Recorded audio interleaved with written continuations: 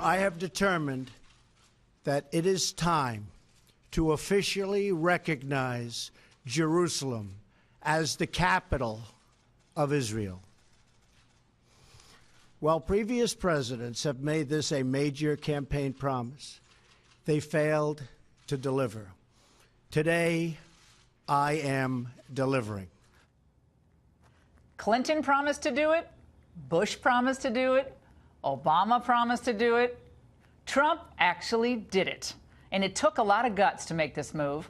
Much of the Islamic world is warning of severe unrest, and some are even calling for bloodshed in retaliation for that move, just as the administration tries to revive the Mideast peace process. Who better to tell us what this all means than former Secretary of Defense Don Rumsfeld? He's the author of a new memoir of his time in the Ford administration called When the Center Held, Gerald Ford and the Rescue of the American Presidency. Mr. Secretary, it's great to see you. I haven't seen you in a while. Thanks for stopping by tonight. I want to start with the big news of the day, the president's decision to move the capital of Israel to Jerusalem. Why is everybody so upset about the timing, given the fact that this has basically been on the books since 1995 with a huge bipartisan support? Most presidents, all the presidents I can think of, said that they were going to do it, and they didn't. Well, I guess the reason it's an issue is because there are countries around the world that would prefer that it had not been done. It's a no-brainer. It's the right thing to do. President Trump made the right decision. He stepped up and did it. It's inevitable that there'll be some criticism about it, but I just can't imagine any country in the world that doesn't believe that they have the right to have their capital where they want it. Here's some of the criticism that you mentioned. Put up the full screen. Egypt says it would complicate Middle East matters. Jordan says potentially dangerous repercussions. Palestinians say dangerous consequences. Saudi Arabia, our ally in the region, detrimental to the peace process. Turkey says it threatens to sever its ties with Israel. So the pressure being ramped up both in the Middle East and in elite circles here in Washington. And in Europe. And in Europe. Merkel says it's bad. Theresa May says it's bad. The Pope weighed in saying we should keep the status quo. Is President Trump out there the man alone on this? No, there are a lot of people who recognize that it's a rational thing to do, and it's the right thing to do, in my view. And I think most of those countries will get over it. I think they probably have constituencies that feel that they don't want Israel to be a part of that world. And the vast majority of the people in the world feel differently. They do agree that Israel has a right to exist and that it should be a part of that region, and that countries are inevitably going to decide where they want their capital. Well, the point is they think that Trump is losing the bargaining chip. And to that I said, well, we've been trying that with the bargaining chip, and it hasn't really gone that well. No, I agree. I think it's not surprising to me that all the countries you mentioned have an understandable need to vent modestly, but it'll go away.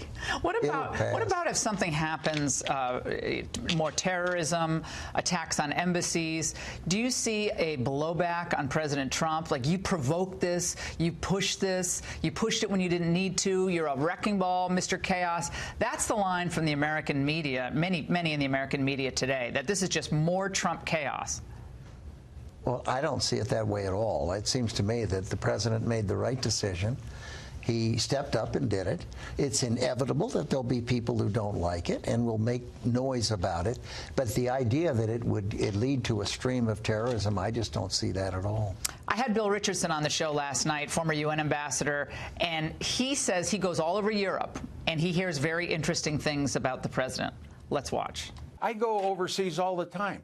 You know what they ask me, Laura? They say, why is President Trump leaving growing the American agreement? economy? Why is he negative on the Trans-Pacific Partnership? Because it kills American jobs. Why does he want to pull out of NATO?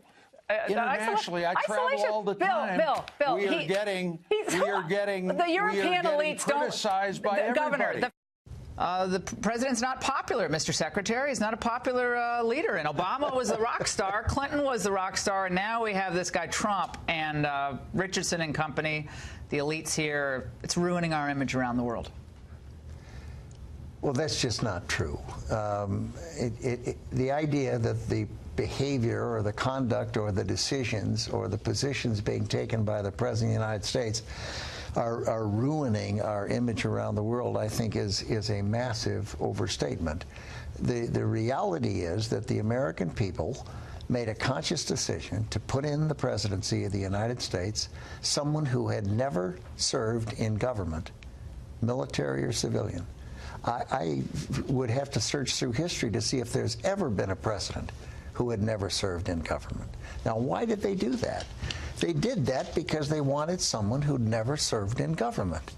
And that's what we've got. He does not behave like an establishment politician. And that is hard for establishment politicians and establishment media to accept, because it's not the normal behavior of a seasoned politician who's the president. Is part of it that these elites, both in media and in politics, were so taken off guard and so embarrassed by the win of Trump? Because he took them on personally, he took them on substantively, he shattered all the perceptions of how you have to run a campaign. They were all left flat-footed. Yeah, and no one thought he'd win also. I mean, that's embarrassing. But the American people decided they wanted to roll the dice and put someone in that office who came from a different approach, with a different approach, and they got one. And I was with a very active Democrat today, a wonderful classmate of mine from school, and very much a Democrat. And I said, well, what do you think about all this? He said, well, he hasn't done anything wrong. And he hasn't. He said, what do you think? And I said, well, the most important job of a senior executive is picking good people. And he has picked excellent people. The Supreme Court Justice Gorsuch, the Vice President, Mattis at Defense, his cabinet is as good a cabinet as any one of the 2 or 3 I served in. And it seems to me that he's picking very good people, sensible, sound, thoughtful people. Parallels between the treatment of Reagan and the treatment of Trump in the media and by the elites, especially the European elites. I was in college. I remember Ronnie Reagan and he's going to blow up the world, the no nukes movement. It was a big push against Reagan. He was going to blow up the world. Exactly. And he was, the society, the elites in the society were dismissive of Reagan and didn't believe a movie actor and Bedtime with Bonzo could do the job.